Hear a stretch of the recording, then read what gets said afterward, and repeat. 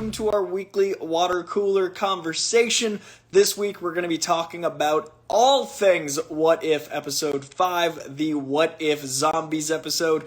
Maybe the most anticipated episode in What If. They lean pretty heavily into it with the marketing. Now, if you've never watched one of these weekly water cooler conversations, know that we dive into full spoilers. This will be full spoilers for the entirety of the episode. So if you haven't seen What If Episode 5, go watch that first. Come back here. We're going to be diving into the full 30 minutes of it, including spoilers. We're going to talk Easter eggs. We're going to talk comic references. We're going to talk all sorts of good stuff. I do want to apologize. I did miss last week. My phone went for a swim, and unfortunately, I have to replace that phone and get a new phone, and I was going to get the new phone that comes out next 2 weeks from now. So I'm currently on a loaner phone with hopefully a new phone to come. In about 10 minutes, this cat right here is going to freak out because it's time to eat in 10 minutes. But right now, he is begging for attention. So this is what I'm dealing with. So don't mind Spidey Cat. I thought you guys wouldn't mind. Episode 5 of What If, which might be my second favorite episode in the entirety of the series. I also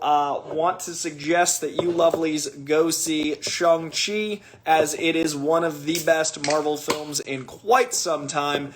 It is probably my favorite solo origin film since Phase 1. So, to the glory that is Shang-Chi, I toast you with this delicious water. It's so good. It's lychee flavored. Big fan. Big fan. Also, Tony Leung, probably my third favorite villain in the MCU. I think it goes Thanos, Killmonger, Tony Leung, Winwu, Hela, followed by very closely by the Vulture. I think those are my five. In case you were wondering, What If Episode 5? Full spoilers. Diving in. What if zombies indeed? I love that the characterizations here are so accurate. I'm going to back up. I mispronounced it, and that is unacceptable. It is lychee flavored water, and it is Winwu, the number 3 villain for me in the MCU, and lychee flavored water. And this was a gift from the fine folks at Sanzo, so I want to make sure I get it right. Lychee from Sanzo. Now it's a full-on like Ben Stiller commercial.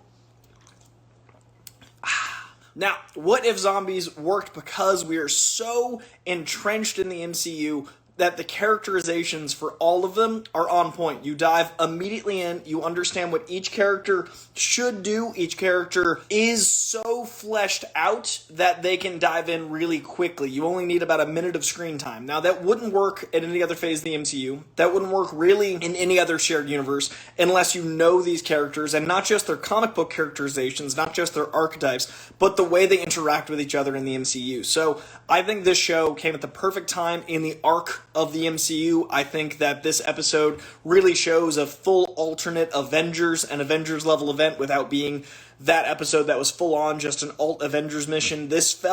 I kept being reminded how well we know these characters. I kept being reminded how these characters have been with us for 13 years and how insane the supporting cast is. There are so many characters that every time someone new popped up, I was just as excited as the last. Really impressive. It felt Avengers big. This is how you use a What If. It's one little change, in this case zombies, but it changes everything. It played around with chronology. We know this takes place post-Civil War, pre-Infinity War, or during Infinity War at times. It plays around, obviously, with power sets. It plays around with so many different aspects of the MCU that you can't do in a full-on feature film. You can't do a scaled budget. This would have to be a $200 million movie. So I thought they handled that really well. I really enjoyed this episode. I am very curious with all of the Wasp, and obviously Ant-Man doesn't have as much power to play with here, but with all of the Wasp and Hank Pym stuff, just how much villainy is in Quantumania, just how powerful the Wasp and Ant-Man are going to be in Quantumania. They've really leaned into not just Hank Pym as a villain, but also the strengths of Wasp and Ant-Man. They have a lot of strength. They've been a little underpowered. Not even underpowered. The tone of the films hasn't really been able to show the scope of their power. We got a taste of it in Civil War. Sorry, lychee. We got a taste of it in Civil War with Giant Man. We've gotten a taste of it in Ant-Man and the Wasp with all the things the Wasp was doing. But here, we really see that there's some of those powerful characters in the MCU, and I think that's going to be really interesting setting up Quantumania, because I do feel like everything that started with Loki is going to peak going into Doctor Strange 2, which is effectively going to be an Avengers 5, but then I think Quantumania is going to be the other end of that spectrum. I think Loki kicked it off, and then Quantumania has to tie up a lot of loose ends. So Quantumania is going to be a much bigger movie for the MCU than Ant-Man 1 or even Ant-Man 2. I think it's going to be a giant event, and they're giving us a beautiful lead-up of how important Wasp is and Ant-Man is, and maybe Hank Pym with his nefariousness. I loved having Kurt back. I'm such a fan of that character. I'm such a fan of David Dastmalchi and the human being, but having him back was a delight. Kurt is such a fun character, so well used here. Having Happy Hogan and Kurt as two eye lines, two regular humans in this universe, glorious. Really enjoyed him, really needed that levity, really needed some baseline people to worry about, even though we should have been just as worried for our heroes. Needed to worry about those things. And of course, Baba Yaga.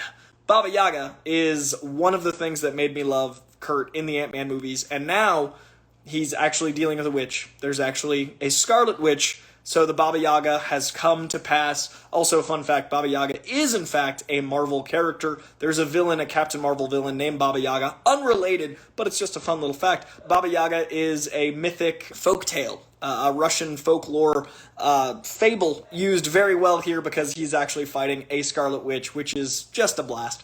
I really think the Cloak of Levitation was the MVP of the episode. Next to Wasp, I think Wasp is, like I said, setting up Quantumania, but it was so nice to see the silent film star that is the Cloak of Levitation back in full force. I really am impressed how they use this character. I really am impressed with so much about the balance of levity, darkness, silent film acting. There's just so many things they do here that are just powerful, and Cloak of Levitation shows the power of the MCU because we're invested in a magic carpet ride. It's just insane how strong this cast is and all the different magics. It is still magic to see the Silver Surfer Hulk moment. In the comic books, the person that crashes to Earth to warn about Thanos is, in fact, Silver Surfer. He is coming from deep in the cosmos, and when he lands, we heard from Doctor Strange what the warning is. He crashes right into the Sanctum Sanctorum. All of the stuff is exactly the same, except in the comics, it's the Silver Surfer, and they even use the same pose, the same way he lands. They beautifully mirror that with the Hulk in Infinity War, and reliving that here reminds you just how insane all of this glory is. They did a really good job immediately immersing us back into Infinity War. I loved the Infinity War stuff because that is my number 3 of all the MCU as of press time, as of right now. It changes often. My top 4 kind of rotates, but my number 3 is Infinity War, and reliving that moment just put me right back in that movie. It was a really smart way to kick off the episode, and just reminds us how insane the scope of Infinity War is. The first zombie reveal of Iron Man, then Strange, then Wong is solid. Full zombie movie moment, the slow turnaround, the impact of us not having Tony, the beast that is Wong as a zombie, how creepy Doctor Strange looks. We've now had 2 different very evil Doctor Stranges in 2 weeks in a row, very powerful Doctor Stranges, but nefarious in this case twice. And Wong here is just insanely powerful. The use of portals as an offensive tool, I think Wong is one of the characters that's leveled up the most from the comics to the MCU. Wong, historically, in the 70s and 80s, was not the best character. They used him as a manservant, and then, a lot like Alfred, they've improved the character over the years. Alfred's an MI6 agent, so obviously dude owns and is going to be a badass. And here, Wong is a master martial artist who trains Doctor Strange to be the Sorcerer Supreme, and they finally put some respect on his name in the MCU, and he really gets some time to shine here. Benedict Wong returning as Wong, and returning to be an absolute powerhouse. Go see Shang-Chi. I really think what we see in the trailer for Shang-Chi with him fighting Abomination, I won't give anything else away about the Abomination fight, but it's awesome, is going to tie beautifully into Doctor Strange 2. Once again, I think Wong is going to be a big power player in Doctor Strange 2, and these details, like watching What If, really shape the narrative of all those things. The cinematography here is also dope. There's a bunch of really cool shots of Wasp standing triumphantly that are beautiful scope, reflecting the Russo brothers cinematography. There's actually a lot of Russo brothers in this episode. Love the cinematography. My favorite thing in this opening act is we get a friendly neighborhood Spider-Man. I've been telling you guys for years, I like the MCU Spidey. He's just different. He's a different Spider-Man. I'm a friendly neighborhood Spider-Man guy. It was great to have them not go to space. It was great to have the friendly neighborhood guy back. That's optimism is one of his strengths. Optimism is one of his superpowers. They lean into that so hard here. Sanzo. I really also like that they use the Amazing Fantasy 15 cover here. The Amazing Fantasy 15 cover is one of the most iconic pieces of Spider-Man lore. It has been replicated in other comic books. It's been replicated on the cover of many Spider-Man comics.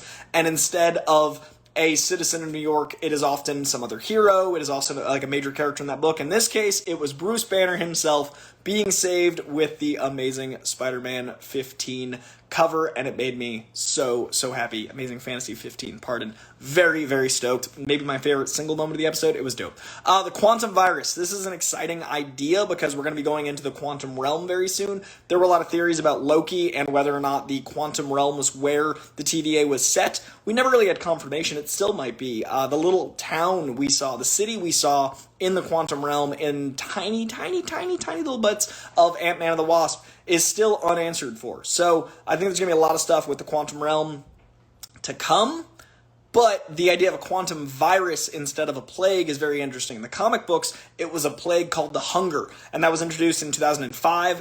Robert Kirkman of Invincible, and more importantly to this context, Walking Dead fame, introduced the idea of Marvel zombies to the scale they're at in 2005 with something called the Hunger, and the Hunger spread throughout the MCU, and there's tons of crossovers and miniseries and different events and all those things going forward. So I am very intrigued by this change into a quantum-based virus, if that's something that's going to lead to more in the future. Check out The Hunger back in 2005 for some Robert Kirkman zombie goodness. Read comics. And we get Paul Rudd. I thought maybe the cameo we got with Paul Rudd was all we get, because I wrote, oh, hey, Paul Rudd voice, because he's got a very iconic voice, and he pops up in the end of this first act. He does come back later, but it's a great little moment to have Paul Rudd back in all of his charming glory. Post-Civil War, blonde Natasha is the one we see get infected, but it is with Iron Man and Captain America and all those characters assembled as the full Avengers. So I'm wondering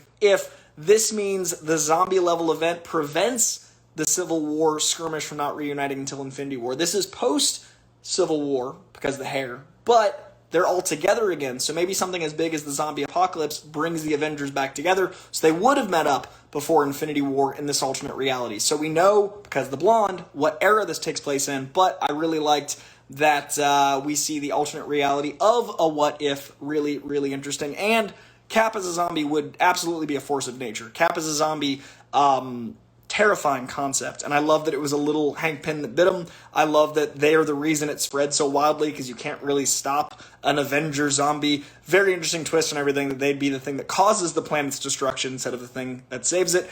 We get more friendly neighborhood Spider-Man doing friendly neighborhood things. I wrote that probably 10 times. Pardon me, I enjoyed the friendly neighborhood of it all. This app is amazing. Kurt and Happy, we get him using his camera and recreating basically the zombie land Don't Do This video, the Zombieland Rules video recreated by Spider-Man, Peter Parker, of course, a student of film from the AV Club, as we learned in this episode, and we've also experienced tons of pop culture references throughout the MCU with him. We get to see some of that action at work here again. Just like in Homecoming, using the video camera made me so very happy, this time for a zombie apocalypse video. Winter Soldier in full spa mode, a la Black Panther. There was the running joke of the post-credit scene with Black Panther and him being at the spa and all refreshed with the long hair, and we literally get him in a shower this episode, and we find out that it is, in fact, a spa day for him at all times with that luscious hair, because the arm is waterproof.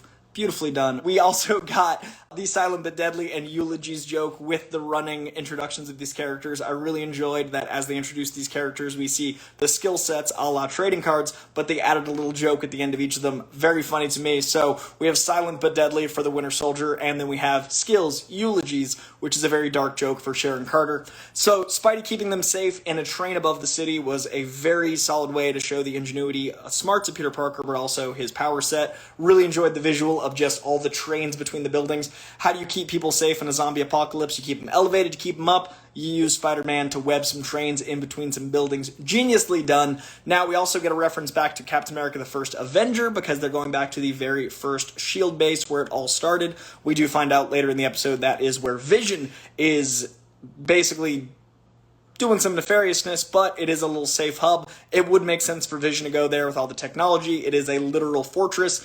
I really enjoyed the throwback to First Avengers, setting that up again. Great use of the Ant-Man van and also a jump scare. We have Happy as a professional chauffeur driving. We don't realize it's a Hot Wheels-sized car. We get a giant zombie out of that moment, and we get the Ant-Man power set. Of course, they're going to go small as they're avoiding the zombie apocalypse. It's those little details of the MCU, it's those little details of using powers and of setting up a universe that make it so much fun, because it's not just a regular zombie apocalypse, it's a Marvel zombie apocalypse. So that little detail of the van made me happy. The use of Spidey logic and science, thank you. The slingshot train sequence, I needed me some science, Peter Parker. One of the reasons I love the mechanical webs versus the organic webs is it shows the ingenuity of the character without him being full-on Iron Man. The tricky thing I have with the MCU is, why do Spider-Man's powers matter if he's got an Iron Man suit on? Here, it's the science of Peter Parker without the cost of him being just Iron Man. He would think of something like this slingshot method. He is a scientist. He would think of the tensile strength of his webs. He would think of all these things to get the train going. So it's the smarts of Spidey that saved the day. It's one of the things I like about the character the most. He's heart and he's brains. And this episode, being so Spider-Man heart and brains heavy, made me happy. There's commentary from the Wasp about his smile. There's commentary on the heart of being an optimist, and here we get the science side of it. Now we have a tragedy with Happy Hogan. He does get consumed and become a zombie, but on the way out, he gets to have Iron Man's gauntlet going blam, blam, blam, which I enjoyed very much. There's a classic story about Ewan McGregor making lightsaber noises when he was on Star Wars and actually wielding a real lightsaber. This reminded me of that. I feel like we all go pew, pew, pew if we're on set or not, and I feel like if you've got an Iron Man repulsor beam, you make blam, blam, blam sounds. My favorite bit was, as he's in the darkness, there's one last blam, so we got one last joke out.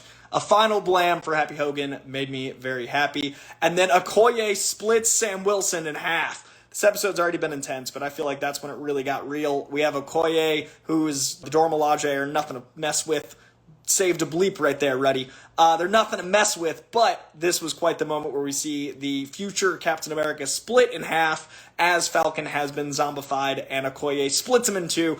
And here's a great joke where Sam Wilson is just like, because there's no bromance yet. This is before Falcon and Winter Soldier. At this point, they're kind of frenemies. At this point, they butt a lot of heads, so he's literally like, that should bother me, but it doesn't, which is a funny setup to a joke that's going to pay off with Falcon and Winter Soldier as we build that friendship. Great little moment where you can play with time. If you go back in time, it's a joke about the future and their current relationship. Wasp is such a boss here, finally.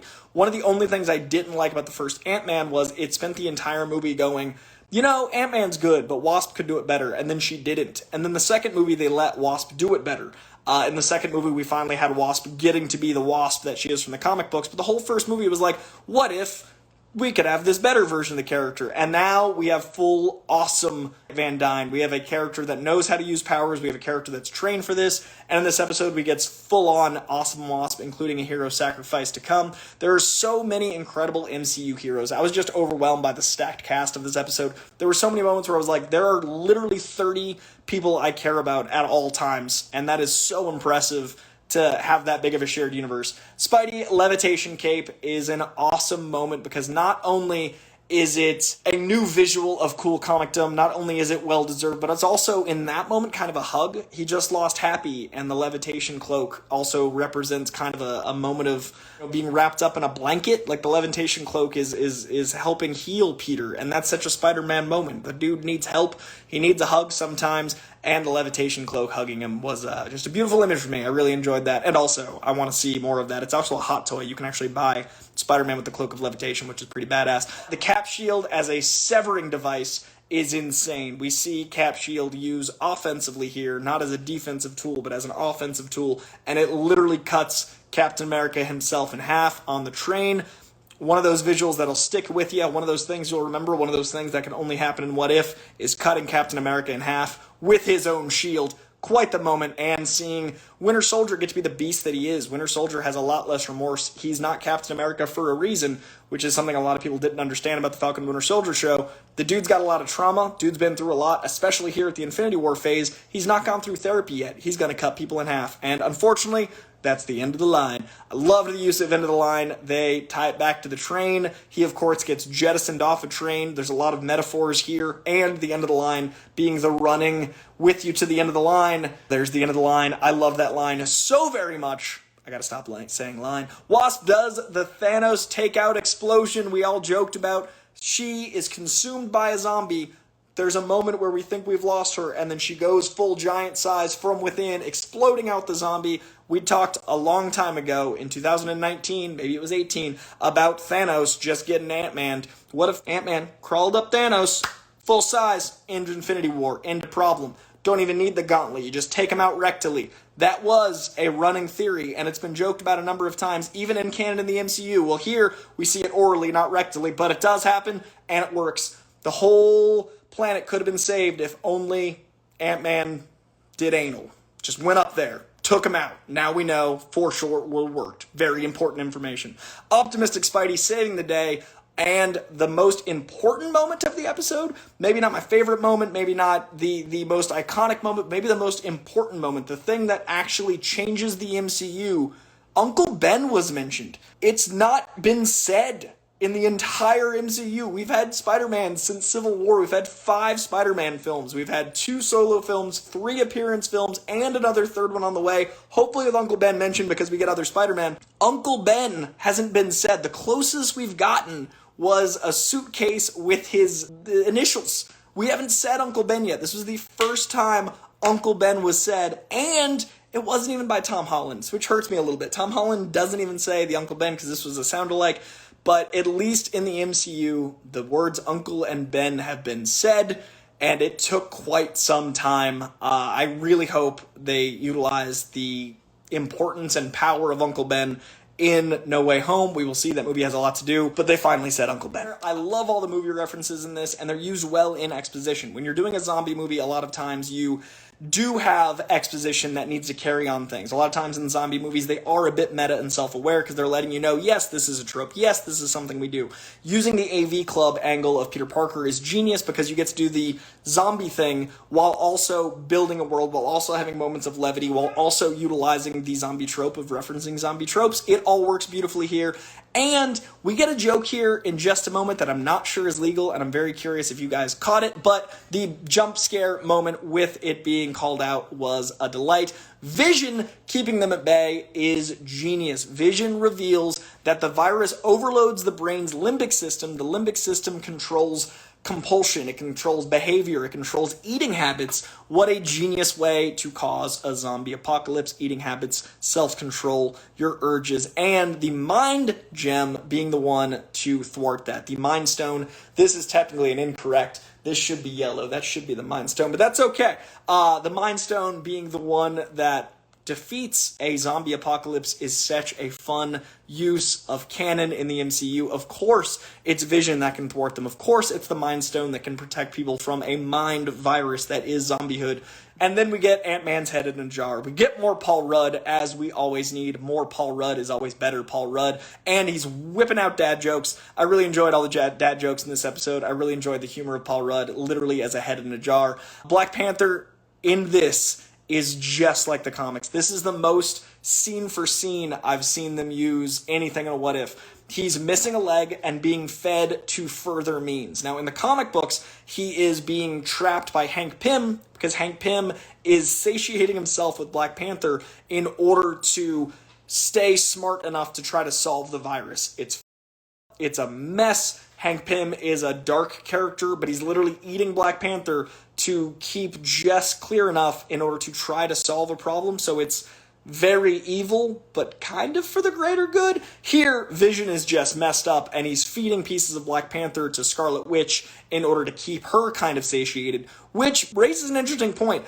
Scarlet Witch mind-melded, brainwashed, trapped an entire town in order to stay with Vision as a concept. And here, Vision lets Scarlet Witch consume an entire town, leading up to this moment to keep her happy. So they're kind of perfect for each other. They both do some awful shit for each other, but because of her chaos magic and because of her mind, he's not able to actually cure Scarlet Witch. So it's this trapped relationship where Vision can't solve the problem, but he can't end the problem, so he's feeding her Black Panther. Very dark, very messed up, but clearly love. Lots of love. We get one last Baba Yaga before he is consumed by a version of the Baba Yaga. The Baba Yaga is a witch, and Scarlet Witch eats our boy Kurt in a very funny, very beautiful moment with one last Baba Yaga. And then a great, maybe the best dad joke in the episode is, I always love when you can speak song lyrics in canon, in exposition, and he goes, "Oh, watch out, she's a man-eater."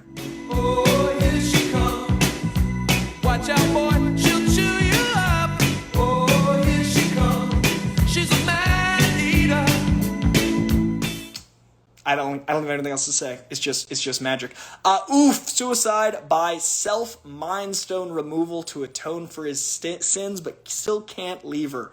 What a painful moment. We've had so many painful moments with Vision and Scarlet Witch. We've had an entire 6-hour series about the pain of the Vision and Scarlet Witch. Their love is so traumatic, and we lost him in Infinity War traumatically. Now he literally kills himself by removing the Mind Stone because he can't leave her, but he also feels the weight of what he's done, and he also needs to give that to them in order to save the world. It's a really brutal moment, very well acted from Paul Bettany, very painfully animated, important moment, but man, it was hard to watch. And then the reference that I'm not sure they can do. Wingardium Leviosa is said in the MCU. That's a Warner Brothers joke. That's a Harry Potter joke, which is Warner Brothers. Now, we've had Alien jokes in the MCU, but that was after Marvel bought Fox. Alien is now a Marvel property. The Alien Queen is, in fact, a Disney Queen. We've also had Star Wars jokes. That's obviously Disney. So that is also acceptable in the MCU. A Warner Brothers Harry Potter joke, I'm going to say it, confirmed, Marvel's buying DC. It's happening, guys. We're getting a Superman, Spider-Man team up. We're getting Batman and Daredevil. The Amalgam Universe is happening. It's all canon. That's not true. There's no way. I'm just curious how they said it. They literally had a Warner Brothers joke in a Marvel show. Never thought we'd see the day. Maybe it's public domain enough because it's so popular. Who did they have to... Or is it a result of James Gunn talking to the brass about doing a crossover with Groot? Is it maybe a beginning of a conversation? It's going to cause a lot of conspiracy theorists to conspiracy theorize, is all I'm saying. I don't think Amalgam is coming. I don't think that Marvel bought DC, but that was a moment. It is so great to see Bucky with the shield giving us those comic imagery moments and then the big sacrifice. A lot of people wanted to see Bucky as Captain America before it went to Falcon. In the comic books, they've both been Captain America. I think our MCU Bucky does not warrant the Captain America title. He's got too much trauma. He's got too much baggage. He'd make bad decisions in those moments, but this is a way to have our cake and eat it too. We get the imagery of Bucky with the shield. We get those things. I think the Winter Soldier is a fascinating character on his own, but it's beautiful to see him wielding the shield and the ultimate sacrifice, sacrificing himself as Captain America would. He dove in the grenade, and he got to, like, the shooting the gun behind the shield is such a Bucky Barnes moment, so it was cool to see in the MCU. We then get a Hulk versus Scarlet Witch brawl down. We get a giant zombie wasp. Also the zombie toss. Genius. We also have the floating head Ant-Man on the Cloak of Levitation, which is like Futurama bobblehead meets Cloak of Levitation. What else do you want, society? What else do you want? Also, I'm assuming the Hulk is alive if there's a sequel to this, because in the comic books, there's an entire run of zombie comics. So it was a miniseries that became a dozen spin-offs. It is a running title for a couple years. There's a ton of Marvel zombie books.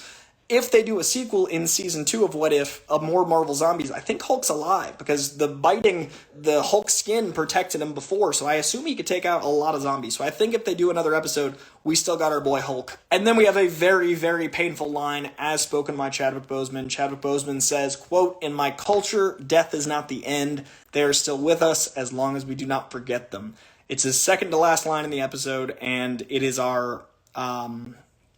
second to last, third to last performance from Chadwick Boseman. So one of the last lines we get of that powerful actor is about not forgetting. Hold Chadwick right here. None of us are going to forget him. That man is going to live on always with us. He is always an icon. He is always a hero. He is always one with us. And that was just a painful line to hear, but it is so true. I think we all die twice. The last breath we take and the last time someone says our name.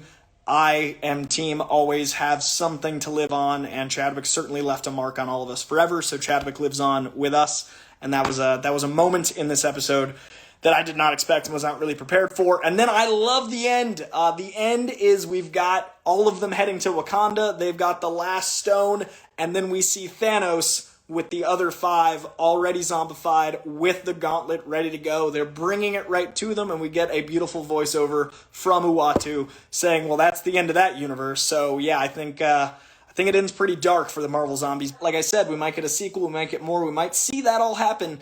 I don't really consider this a cliffhanger. I feel like that's the end of Marvel Zombies in this iteration. We might get a different way the zombie plague happens. If not, that's going to be a hell of a thing with Thanos Zombie, and I love the way they ended it. A couple Easter eggs, but first, all the characters we saw as zombies in this episode. We had Iron Man, Doctor Strange, Wong, Ebony Maw, Cole Obsidian, Janet Van Dyne, Hank Pym, Hawkeye, Falcon, Happy Hogan, Captain America, Sharon Carter, Wanda Maximoff, Wasp, and Thanos, all as zombies. Those are going to be toys everywhere. Those are going to be Halloween costumes for the rest of time. Those are now canon in the MCU. All of those characters have zombie versions of themselves. And as many characters as that is, think of all the characters we haven't seen zombified. Very exciting stuff in the world of the MCU. This episode was everything. I really, really dug this episode. I think it's right up there with the T'Challa Star-Lord episode. I think it's my second favorite episode of the 5. So far for me, I think it's the T'Challa episode, the What If Zombies episode, and then the Doctor Strange episode, the Avengers Never Assembling, and then Peggy Carter. Only because Peggy Carter, I felt, was so contained to one movie and the rest have done a good job exploding out in scope. I also think we're going to get a lot more Peggy Carter, Captain America stuff, including a live-action one. I think Haley Atwell shows up as Captain America in Doctor Strange 2. And I think now that we've met the character, we've done the origin story, I think it's only going to go up from here. Did not enjoy that episode, but I also felt it was very contained compared to what If usually is and what we've gotten from What If since. It wasn't bad by any means, but that's probably my lowest rank. So those are my 5 so far. We've got 4 episodes left of What If. We've got 9 episodes this season. That being said, on Monday of this week, the 13th, Why the Last Man drops.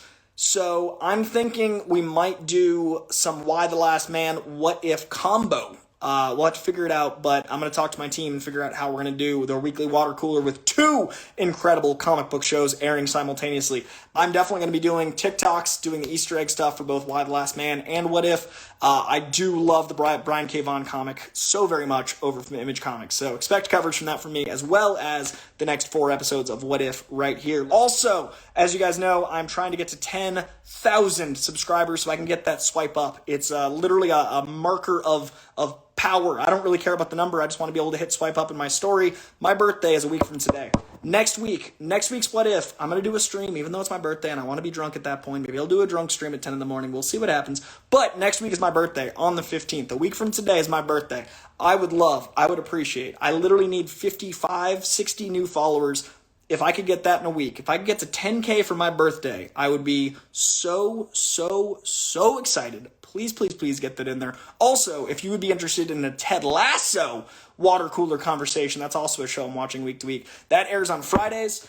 Why the Last Man is airing on Mondays, and this show airs on Wednesdays. I will not be capable of doing 3 a week. That's just not an option. I need time. If you guys want me to stack them together or maybe do 2, let me know if you're interested. All right, you lovelies, that is going to do it. 53 away on Instagram. Get me some subscribers. Okay, I'm going to go cool off. I love you guys. I will see you next week for more of this and even sooner on other channels. LateCon, Instagram, TikTok. Kisses. I'll see you soon.